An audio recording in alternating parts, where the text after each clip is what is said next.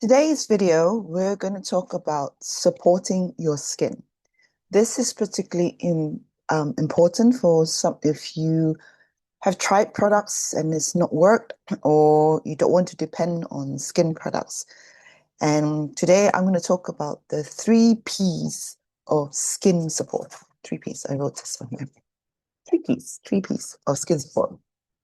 Now, this is day 3 of my September challenge, where I'm posting a video on YouTube every day, and it's all about answering questions on glowing with age using my Shine method. I've linked up some videos here if you want to look onto that. So yesterday I talked about skin wisdom, what is skin wisdom and how to develop it.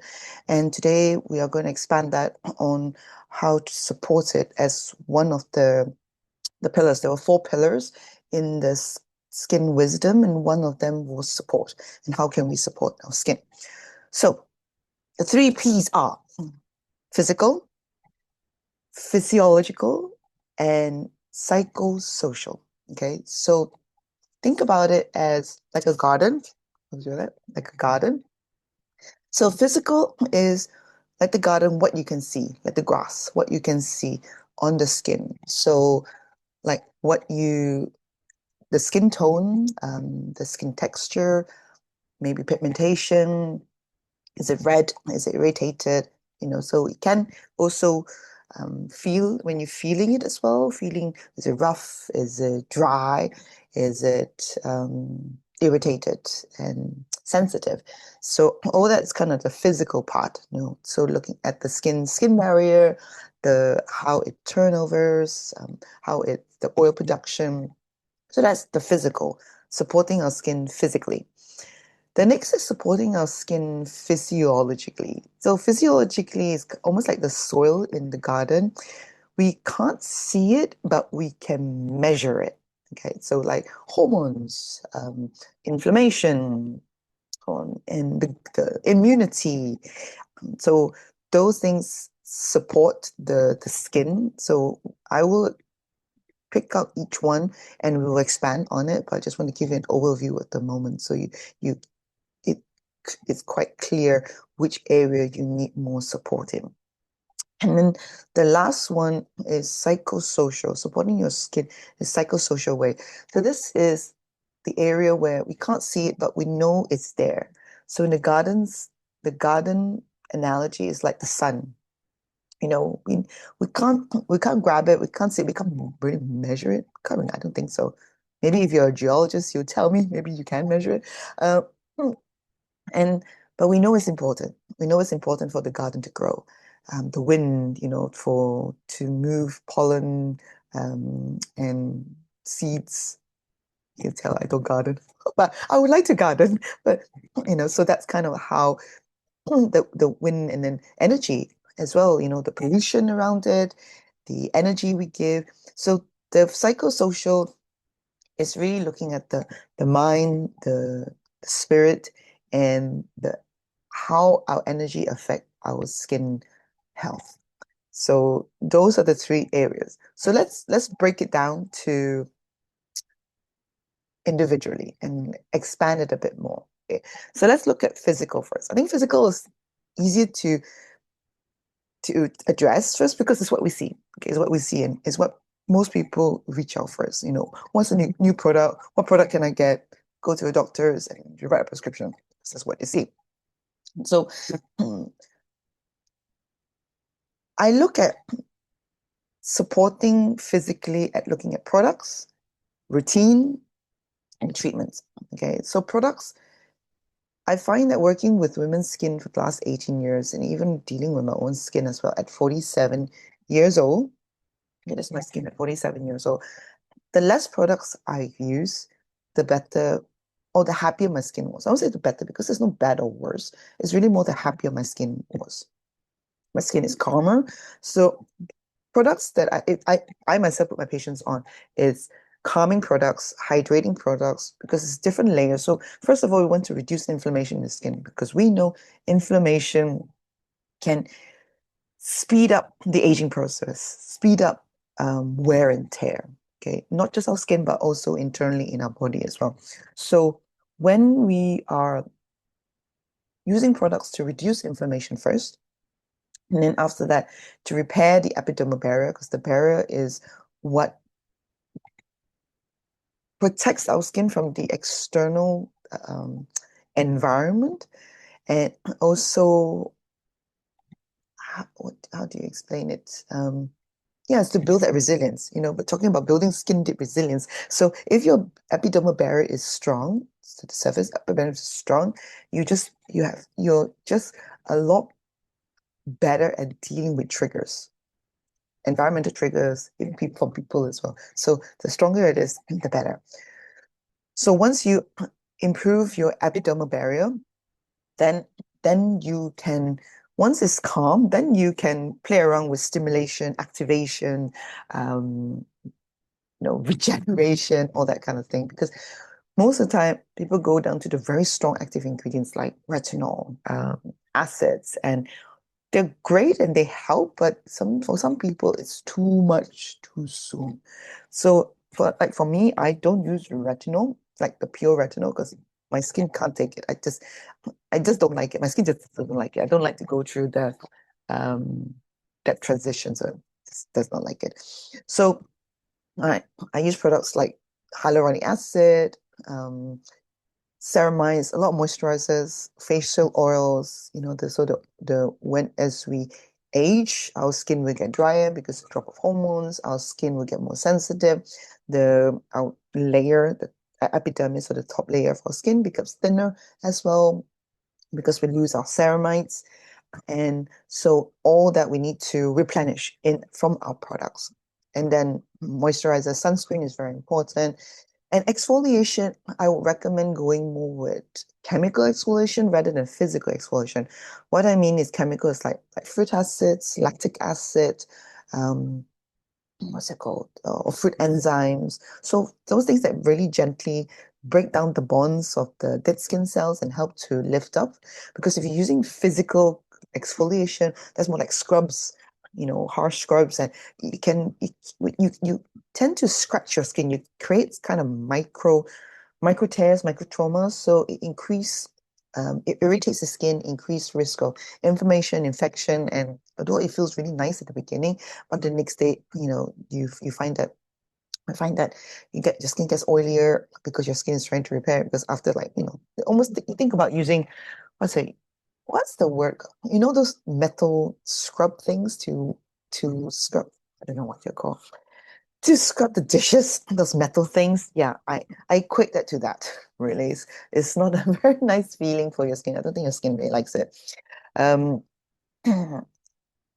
so that's kind of like skin products, and then skin routine. This is where we're talking about every day being consistent. It's not like one bang. You get so the biggest change. There's also higher risk of downtime or reaction. So the slow and steady. Then with the skin routine, let me just see. I'm trying to think. Because I normally share this with my patients, but I normally have like with my notes and stuff like that when I share with my patients. So when we talk about exfoliation, I find people exfoliate too often. They do it 2, 3 times a week, which is too much. So our skin turnovers every 28 days. After 28 years old, it starts to drop. In our 40s, it can be like 40 days. And when we're in 60s, yes, it can, if it takes even longer. So that's why when our skin is a bit more sluggish to turn over, you get this dullness, you get the grayness. It's not as smooth, you get more pigmentation, and sometimes you can get those scaly parts in your skin, which they call it seborrheic keratosis, which isn't a problem, but can increase risk of turning into a benign skin cancer. So exfoliation is important. Now, I want to point out hydrated skin actually self-exfoliates. So if you hydrate your skin, actually self-exfoliates. And when you're in the bath, in the shower, you're rubbing your face, using your hands, that helps exfoliate. When you're patting your face with a towel or you're rubbing it, that also exfoliates. So all that, it's already natural exfoliation. So you don't really need too much extra. For me, I probably exfoliate like properly, maybe once a month. I use a paste um, that has kind of like fruit enzymes, and then wet it and then apply it, and I leave it as a mask, and then I wash it off. It's more a pampering thing for me than anything. Or if I find it's a bit more dull, then I use that as well. So either do it once a week or once a month. So don't do it too often. And the best time to exfoliate is actually the time from, you know, in my last, maybe I'll do another video on this, looking at the skin, how the skin changes in our monthly cycle in your period. Okay. So, um, in the beginning of your period, our skin becomes more sensitive, so you do not exfoliate that time. And then in the middle of your period, that's when you glow the most, um, and or you're most plump and look most radiant. That's the when you ovulate. Okay, it's just nature. They want you to ovulate really well. So in between, after your period and in between the ovulation, you can exfoliate there because that really helps to increase the glow. And then after you ovulate to the point of when you have your period, okay, that's where your PMS, usually your skin gets a bit oilier. So exfoliate, people always think, yeah, let's exfoliate a bit more to get rid of spots, but it can actually increase your oil and irritate your skin. Remember, you're breaking out as well. So during the time, I would say reduce your exfoliation, okay, during the time. So if you want to exfoliate, plan it, time it. If you do it once a month, then I would say in between your period and after your period and your ovulation. So that's. But if you want me to do another video, a proper video on skin changes during your cycle and what you can do in between, let me know. Okay, and then after that, you can use masks. Masks depends on your masks. You can have hydrating masks, which I love, 2, 3 times a week, or once a month, like as a treat. Okay.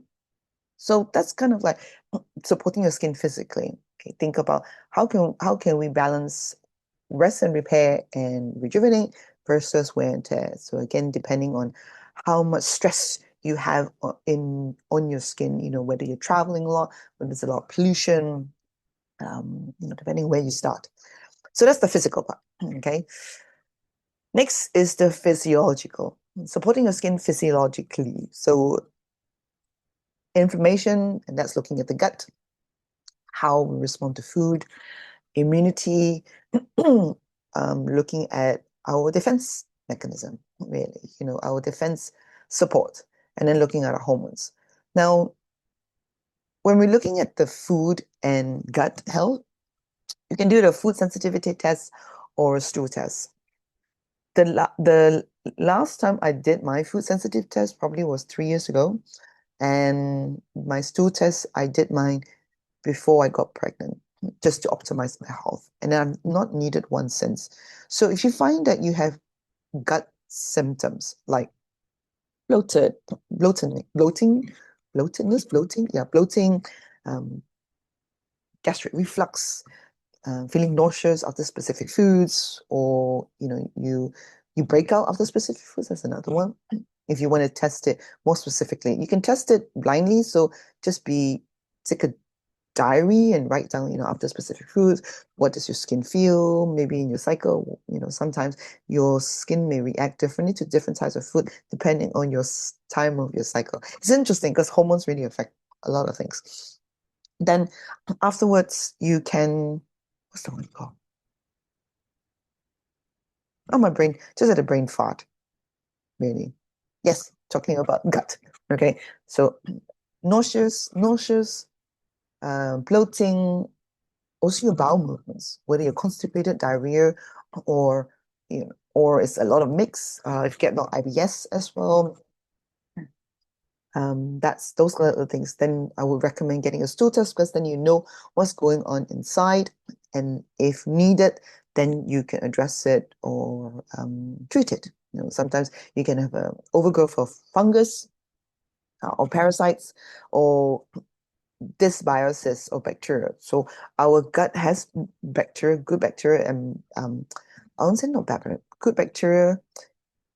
So our gut has an ecological environment of bacteria. Okay, ecology, yeah, ecology of bacteria, and there's trillions of them. So even if you do a stool test, it's just touching on the a speck of like what's actually inside. And we need our gut because it helps. We need our gut bacteria because it helps to digest our food, helps for absorption of nutrients, but and also helps to detox hormones as well. So it's really important. So if you find your gut is feeling funny and instead of doing the guesswork, taking supplements or medication or um, antibiotics, if you had a lot of antibiotics or birth control pill, then definitely recommend doing your stool test if you suffer from these symptoms, and then you can have that treated. Okay, because the gut holds 70% of your immunity. So if that is affected, our immune system is not going to be as robust. And it's all about building resilience. And if you are sick all the time, if you are, your body is trying to catch up, it puts up a lot of stress on your body. And when we have a lot of stress, you're going to increase our cortisol, which are stress hormone. That's where the hormones come into play. And hormones, we can test it. Again, we can record it in a diary and then figure out, okay, which hormones makes what. And I've done some videos on hormones, so you can look back at my playlist, and you can learn about the hormones and how it relates to skin and what it does as well. And with the hormones, we can test it with blood, or which shows a snapshot, or we can test it with urine, which looks at the breakdown and how our body uses the hormones. And so hormones usually is either too high or too low. Okay. And in the traditional medical arena, they treat you when it's either too high or too low. But they don't, but you can be within the range, but you can be either too high or too low, but within the range. And then the traditional medical field will say you're normal. Okay. Which I know is very frustrating because when you don't feel normal, your skin is not happy at all, then okay, something's going on. Okay, so when we look at hormones, or when I look at hormones in an integrative way, we look at somebody's somebody's normal within the range could be you're too high or too low. Okay, so the range is what is generic of the whole population, but it depends on about you. It's your unique makeup. Okay. So it's looking at that and also looking at how your hormones fluctuate, because it's really sometimes it's the fluctuations, the wild fluctuations that make us suffer. Okay, so it does fluctuate normally in the day, in the month, in the whole year, but we want to keep that fluctuation kind of more balanced. Okay, and your body knows how to okay, you go too high, let's bring you back into balance, and how we can support that. Okay, so we've got the inflammation, we've got immunity, we've got the hormones, and another hormone that's important is insulin as well, how we regulate our sugar, because sugar is inflammatory. Too much sugar is inflammatory. Um, I'm not one to say all sugars are bad because I sugar everywhere. Okay. And I do like my treats sometimes. Sometimes. So when our sugar balance is not regulated, then it can increase inflammation, it can increase premature wrinkles or premature aging, um, and because it causes glycation, which means it's almost attaching glucose. Think of it like glass shards, uh, glass shards in your cells. So it's kind of like, tearing your cells apart and damaging them. So if you have too much sugar, you get glycation. So you can do a blood test called HbA1c. I should write this down, okay? And you can show this up because I'm recording some Zoom, so I'm trying to get this out. It makes it sustainable for me if I just record it, rather than having to create PowerPoint presentations and do all that. Maybe when I have a different setup, I can draw things for you in time, in time. For now, I just want to build a consistency to do this every day and put this out there. Okay, so there's a blood test called HbA1c, okay, and it shows your body's ability to balance your sugar levels for the last 3 months. how well you regulate. Okay, and there's, if you're within or you below 5, then you're good. Okay, you're regulated well, your blood level's not too high. But if it's high, then okay, then you have to look at what you're doing in terms of your nutrition and try to reduce that. Okay, so that's kind of like physiological. Okay, we didn't touch on and how do we support this? Look at lifestyle. Nutrition is so important because we need nutrients to repair, nutrients to feed into hormones, nutrients to build our immune cells. So we need nutrients. And think about nutrients, it's not just what we eat, but also what we absorb as well. And this is where the gut absorption, the gut barrier, the gut integrity plays in. So we've got our nutrition, our rest, our sleep, and lifestyle. And then after that, then we look at, whether we need herbs, supplements, and then the final part, if we need to, prescription to support extra with fluctuations. For example, in perimenopause, menopause, when there is a huge decline of our hormones that affect our skin. So that is kind of under physiological. And the last one is psycho-spiritual. This is, I would say, the hardest. It is the hardest one because a lot, many of us, me included, we don't see it, but we know it's there. Okay, so this looking at how much energy we give, how much energy we protect, how much energy we keep for ourselves, which then we use to repair our body, to repair our body, keep it regenerate as well. Our connection between our mind and our spirit. Because there's research that shows that mental health affect our skin. So if we're ruminating about skin, if we're stressing about it, then our skin breaks out. Like I said, wearing our emotions on our skin. And some people are better at hiding it. So the whole question of masking, and you might have heard, maybe you yourself as well. I know myself. You you hold it all in, and your skin might, and you might look fine. People wondering, you're okay, but then just one day your just skin either break out or flare out or just breaks down really, and that is just the skin is just an external, I think, manifestation or external representation of what's going on inside us. So when that happens, you got to give a lot of compassion to yourself, definitely, because I definitely went through it. Uh, I still feel emotional when I think about that. You know, Whew. Yeah, I still think about that because think of how many times we suppress ourselves, we mask to keep the peace, to make people happy, um, and and I know it comes from a protective mechanism. It's just a protective mechanism. We're protecting ourselves because we learn that by doing that, we will be loved, accepted, included, and until our body can't take it anymore. So, when we need to support that part of us, that um, our mental health, our heart, our inner child, um, our spirit. Thing with the spirit part, there's I think there's research that shows how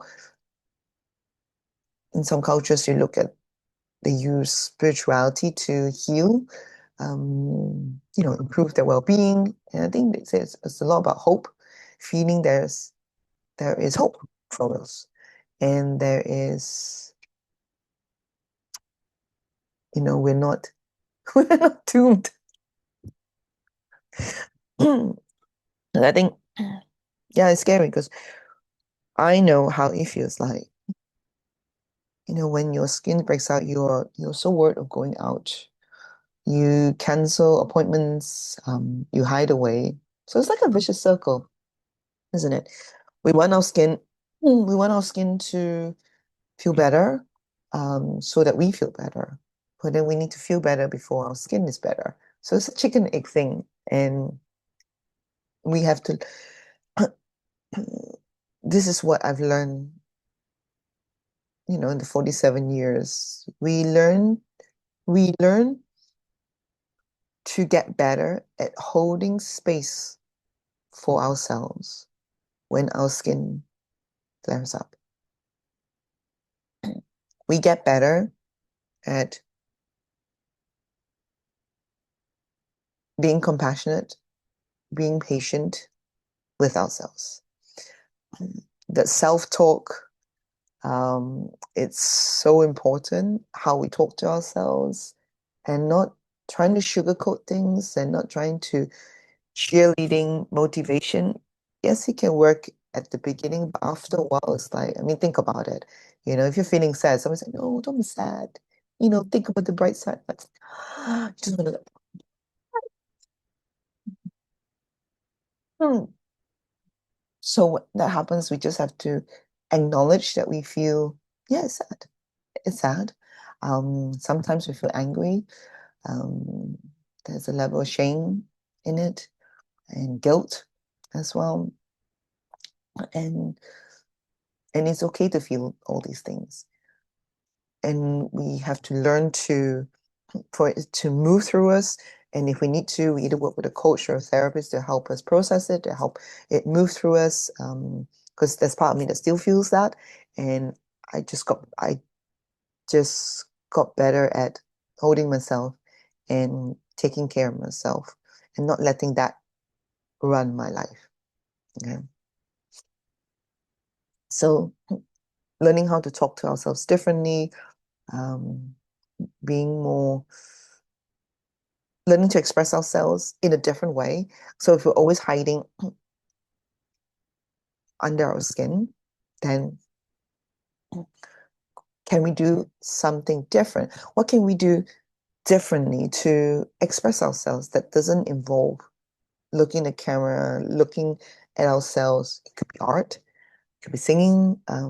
So it's a way to show up differently for our skin, because the more we fuel our soul and our spirits, and it will help to improve the garden.